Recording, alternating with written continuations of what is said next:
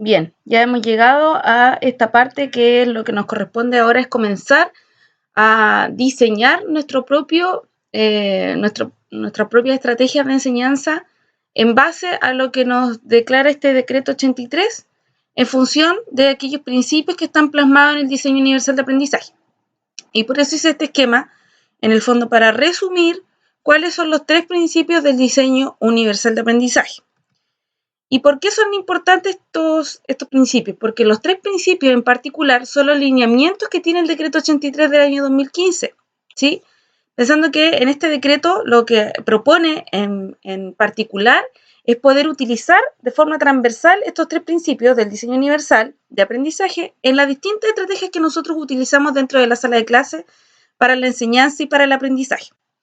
En todas las aulas, en todas las asignaturas, siempre que existan ciertas barreras del aprendizaje o estudiantes que presentan alguna necesidad educativa especial. Por eso vamos a ver estos 3 principios y cuáles son algunas de las tareas principales que nosotros tenemos que hacer para poder apropiarnos, ¿cierto? Y poder plasmar estos principios dentro de nuestra planificación educativa. El año pasado surgió una modificación respecto, en particular, de la estructura del diseño universal de aprendizaje. Ustedes saben que son 3 principios. El número 1, ¿cierto?, que decía que era proporcionar múltiples medios para captar la información. El número 2, que era proporcionar múltiples formas para que los estudiantes se puedan expresar. Y el número 3 era el proporcionar múltiples medios para la implicación y la motivación.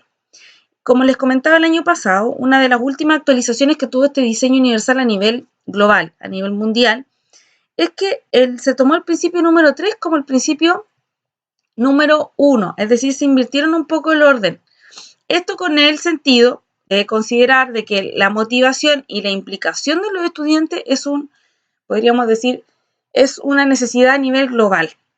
En todas las escuelas, en todo orden, ¿cierto? En todo estrato social, en toda rural, en la ciudad, es decir, en todas partes nos ocurre y siempre cuando comentamos con los profesores, en general está la misma necesidad, que los estudiantes tienen baja motivación, ¿cierto? Que están desganados, que no hay cómo motivarlos para que estudien. Por lo tanto, este principio pasó a ser el primero, pasó a ser el principal, proporcionar múltiples formas de la implicación. ¿Ya? Y aquí vamos a ver las estrategias que son para la motivación y el interés. ¿Cómo vamos a captar el interés de los estudiantes entonces? ¿Sí? Esto es algo que nosotros cuando hacemos la planificación, ya sea de forma colaborativa, o si no tenemos las horas de colaboración, las horas pagadas, digamos, para trabajar con el profesor diferencial o con el psicopedagogo, nosotros, de todas formas, como profesores básicos, ¿cierto? Profesores de especialidad en el liceo, etcétera, tenemos que pensar en qué vamos a hacer en nuestra clase, ¿cierto? En nuestra planificación. Ustedes harán la planificación de forma semestral, por unidad, por contenido, la pueden hacer semanal, como su institución, digamos, se lo solicite.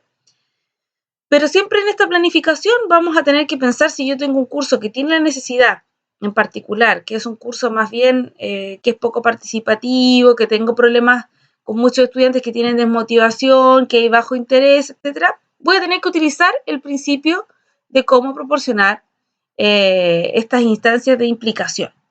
Entonces ya empiezo a utilizar el DUA.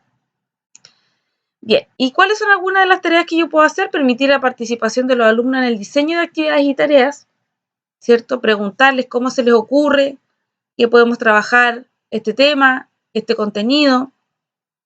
Involucrarlo en el establecimiento de los objetivos también. ¿Qué creen ustedes que podemos lograr? Diseñar actividades viables, reales y comunicables. Esto es algo que se está viendo mucho últimamente. O sea, se está pidiendo que las actividades dentro de la sala de clases sean lo más real posible. Es decir, que el estudiante pueda llevar esto a su vida cotidiana, lo que aprende. Promover la elaboración de respuestas personales. Fomentar la evaluación y la autorreflexión de contenidos y actividades.